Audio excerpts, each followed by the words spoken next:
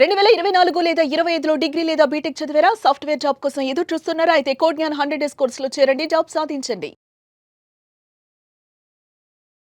Welcome to Suman TV. నేను మీ Suman TV Nag. Makar రాశి వారికి కనుక మనం చూసుకుంటే 2026లో ఏ విధంగా ఉండేటువంటి అవకాశం ఉంటుంది, ఎస్పెషల్లీ విమెన్కి ఏ విధంగా ఉంటుంది అనేది ఈరోజు మనతో పాటు వేదిక ఆస్ట్రాలజర్ ఉమా గారు ఉన్నారు. అది వారి మాట్లాడి తెలుసుకుందాం.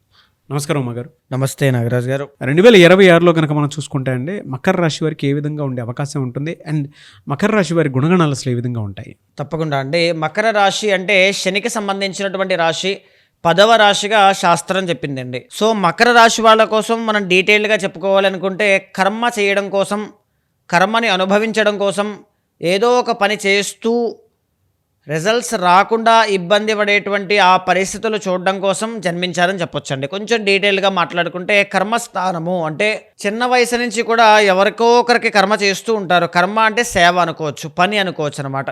ఒక వ్యవస్థ కోసం, ఒక ఇండస్ట్రీ కోసం, ఒక కంపెనీ కోసం, ఒక మనిషి కోసం, ఒక వ్యక్తి కోసం ఒక సేవ అనేటువంటిది చేసే భావన, ఆ వ్యక్తిత్వం మీలో ఉంటుందన్నమాట. ఒక మంచి చెయ్యాలి అనే తాపత్రయం, నా వంతు నేను కష్టపడాలి అనేటువంటి, అంటే నమ్మిన బంటులాగా ఉంటారండి, హనుమంతుడిలాగా అనమాట. అది ఒక వ్యవస్థగా కట్టుబడి ఉండిపోతారంతే. ఆయనకి నష్టం వచ్చినా, మకర రాశి వాళ్ళకి కష్టం వచ్చినా, ఏమీ లేకపోయినా అలాగే ఉండిపోతారు. కష్టపడేటువంటి తత్వం ఉన్నటువంటి రాశుల్లో మకర రాశి వాళ్ళు మొదటి రకం.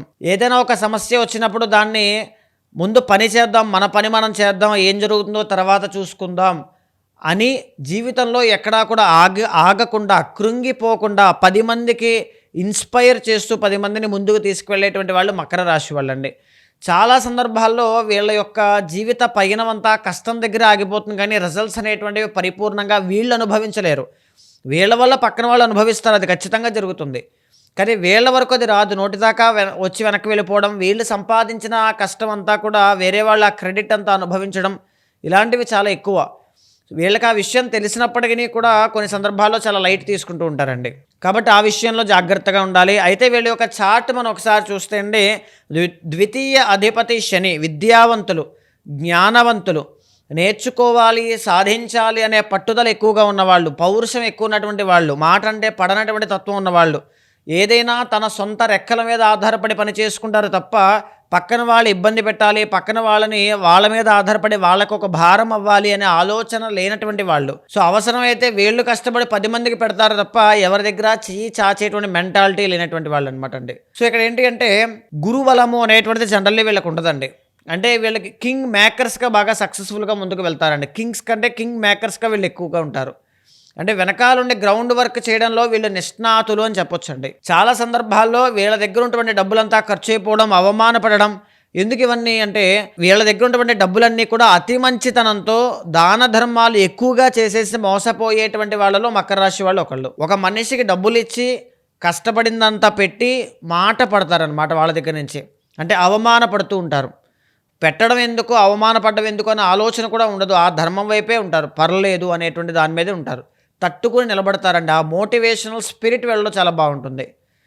The original 4th and 11th lord ఎవరు అంటే కుజుడండి. గృహయోగము అనేటువంటిది ఉంటుంది. బట్ లాట్ ఆఫ్ స్ట్రగుల్స్ తర్వాత డ్రీమ్ హౌస్ కట్టుకోవాలని చాలామంది కల ఉంటుంది. సో లాట్ ఆఫ్ స్ట్రగుల్స్ తర్వాత సో మీ చుట్టుపక్కల ఉండేటువంటి వ్యక్తులు కానీ ఆ మనుషుల్ని కానీ ఎక్కువగా నమ్మొద్దండి. వాళ్ళు చాలామంది ఆ సీక్రెట్స్ అనేటువంటివి, మీ దగ్గర ఉండే సీక్రెట్స్ అనేవి బయటికి చెప్పేటువంటిది వాళ్ళే. ఎందుకంటే వృశ్చికం కాబట్టి, ద ఒరిజినల్ 8th. తర్వాత సంతానము కలిగిన తర్వాత మీకు ఎప్పుడైతే సంతానం కలుగుతారో అప్పుడే మీ జీవితంలో, మీ ఉద్యోగంలో, మీ వృత్తిలో అభివృద్ధి అనేటువంటిది కనబడుతుంది. అప్పటిదాకా పోరాటము అనేటువంటిది ఉంటుంది. లవ్ విషయంలో ప్రేమ వ్యవహారాలు అనేటువంటివి ఉంటాయి. ప్రేమ వివాహం చేసుకునే అవకాశం కూడా ఉంటుంది. మీ బంధువుల్లోనే మీకు శత్రువులు ఉంటారు. ఈ మాట వాస్తవం. మీకు ఇప్పుడు తెలిసినా, రేపు తెలిసినా, ఫ్యూచర్లో మీకు అర్థమైన ఈ మాట బాగా గుర్తుపెట్టుకోండి. మీ బంధువుల్ని కానీ, చుట్టాలని కానీ నా అనుకునేటువంటి వాళ్ళే మీకు వెన్నుపోటు పొడుస్తారు. మిమ్మల్ని అవసరానికి, అవకాశానికి, మీ పని చూసి, మీ దగ్గర ఉన్న పొటెన్షియల్ చూసి వాడుకుంటారు తప్ప మిమ్మల్ని యాజ్ ఇట్ ఈజ్గా అర్థం చేసుకునే వాళ్ళు చాలా తక్కువ అండి. బహుశా అందుకే కావచ్చు, దేనికైనా కావచ్చు, మీకు కాన్ఫిడెన్స్ లెవెల్స్ అనేవి కొన్నిసార్లు పడిపోతుంటాయి. యాంగ్జైటీ అనేటువంటిది పెరిగిపోతూ ఉంటుంది. మీ తండ్రి గారి యొక్క ఆరోగ్యం జాగ్రత్తగా చూసుకోవాలి. మీ జాతకంలో పలు రకాలుగా డబ్బు సంపాదించగలిగేటువంటి కెపాసిటీ, మల్టిపుల్ సోర్స్ ఇన్కమ్ ఉంటుంది. కానీ దాన్ని మీరు యాక్టివేట్ చేసుకోలేరు. అవకాశం ఉన్నా మీరే దాంట్లోకి వెళ్ళరు. నాకు అవకాశం వచ్చిందండి, నేనే వెళ్ళలేదు మా కుటుంబం కోసం. కుటుంబమే అక్కడ మీకు శత్రువు అయింది. నా వాళ్ళ కోసం మీ వాళ్ళే అక్కడ మీకు శత్రువు అయ్యారు. మీ జీవిత అభివృద్ధి అలాగే ఆగిపోతూ ఉంటుంది. కాబట్టి మిమ్మల్ని మీరు గ్రోత్ మీ జీవితంలో మీరు చూడాలి అంటే మిమ్మల్ని మీరు నమ్ముకోండి. ఆత్మబుద్ధే సుఖం చేవ పరబుద్ధే వినాశక అన్నట్టుగా మీ ఆత్మబలాన్ని నమ్ముకోండి. మీ బుద్ధి పూర్వకంగా తీసుకునే నిర్ణయం ప్రతిదీ కూడా మీకు విజయాన్ని తీసుకొచ్చి పెడుతుంది అని నమ్మండి. ఇక్కడైతే ఇలాంటి గుణగణాలు ఉండేటువంటి వీళ్ళకండి 2026 సంవత్సరంలో ఇలాంటి ఫలితాలు కనబడుతూ ఉన్నాయి. యొక్క రిజల్ట్స్ ట్రాన్సిట్స్ వల్ల మనం చూస్తే కనుక జూన్ 1వ తారీఖు దాకా మీ లైఫ్లో ఏదైనా గ్రోత్ రావడం కానీ, డబ్బు సంపాదించడం కానీ, శుభకార్యాలు కానీ చాలా కష్టం అండి. ఈవెన్ ఏ ఏరియా ఆఫ్ లైఫ్లో చూసినా సరే ఒడిదుడుకులు అనేటువంటివి ఉంటాయి. జూన్ 1వ తారీఖు దాకా మీ పర్సనల్ చార్ట్ స్ట్రాంగ్గా ఉంటే దాన్ని మీరు ఎవరూ ఆపలేరు అనుకోండి, ఓవర్కమ్ చేసుకుంటూ వెళ్ళిపోతారు. గ్లోబలైజ్డ్కి మనం చెప్పాలంటే 2026 జూన్ 1 దాకా ఏమీ లేదు. 2వ స్థానంలో రాహు, గురుబలము అనేటువంటిది లేదు. 3వ స్థానంలో శని అనేటువంటి ఆయన, అష్టమంలో కేతు అనేటువంటి ఆయన. మానసిక ఒత్తిడి చాలా ఎక్కువ, కష్టపడడం పడతారు. జూన్ 1 తర్వాత ఆ కష్టం తాలూకు రిఫ్లెక్షన్ అంతా కూడా ఒక్కసారిగా మీకు వెలుగునిస్తూ ఉంటుంది.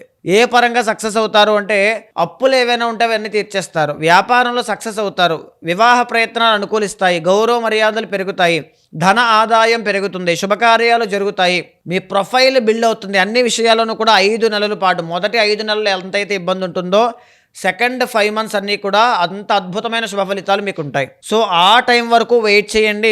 ఈ టైంలోపు గురుబలం లేదు కాబట్టి, 2వ స్థానంలో రాహు కాబట్టి తొందరపాటు నిర్ణయాలు తీసుకునే విధంగా చాలా కన్ఫ్యూజన్స్ పెట్టి కొత్త మనుషుల్ని మీ జీవితంలోకి ఇంట్రడ్యూస్ చేసి కొత్త మోసాలకి దారితీస్తూ ఉంటారు. కాబట్టి మొదటి 5 నెలలు జూన్ 1వ తారీఖు దాకా జాగ్రత్త.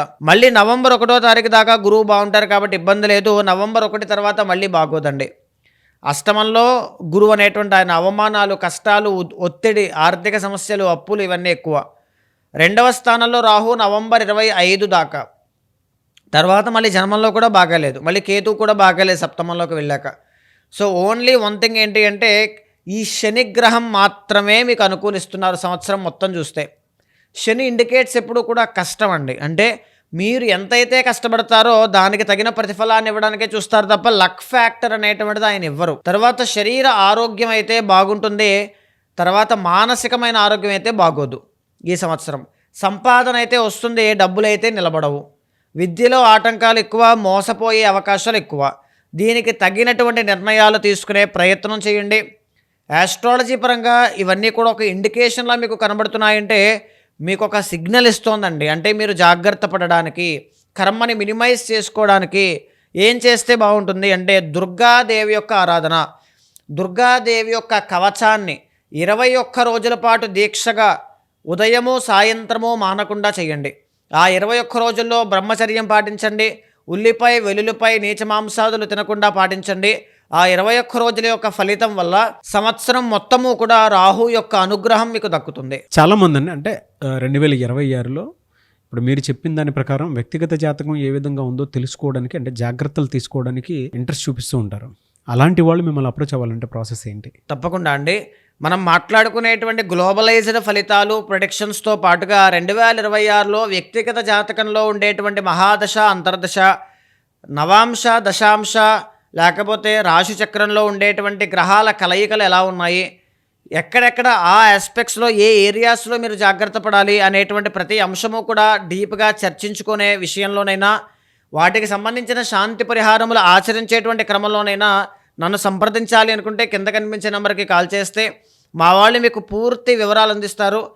సో మీ యొక్క జాతకాన్ని చూసిన తర్వాత అది ఏ దోషమైనా సరే దానికి సంబంధించిన రెమెడీస్ ఆచరింపచేసి భగవత్ అనుగ్రహం కలిగేలా చేస్తాను. థ్యాంక్ యూ అన్న, థ్యాంక్ యూ సో మచ్ అమ్మ గారు. నమస్తే అండి. చూసారు కదన్న వీడియో. ఈ వీడియోపై మీ అభిప్రాయం కమెంట్ బాక్స్లో పోస్ట్ చేయండి. ముఖ్యంగా మీరు కనుక వైదిక ఆస్ట్రాలజీ ప్రకారం మీకున్నటువంటి వ్యక్తిగత జాతకాన్ని ఉమాగారితోటి చర్చించుకోవాలి అనుకున్నటువంటి వాళ్ళు స్క్రీన్ మీద ఉమాగారి కాంటాక్ట్ నెంబర్ మీకు కనిపిస్తుంది. దాన్ని మీరు కాల్ ఆర్ మెసేజ్ వాట్సాప్ చేసి అపాయింట్మెంట్ బుక్ చేసుకోవచ్చు. ఈ వీడియోని లైక్ చేయండి, షేర్ మాత్రం తప్పకుండా చేయండి. ఇలాంటి మరిన్ని వీడియోస్ కోసం మా ఛానల్ ఫాలో అవ్వండి. Thank you.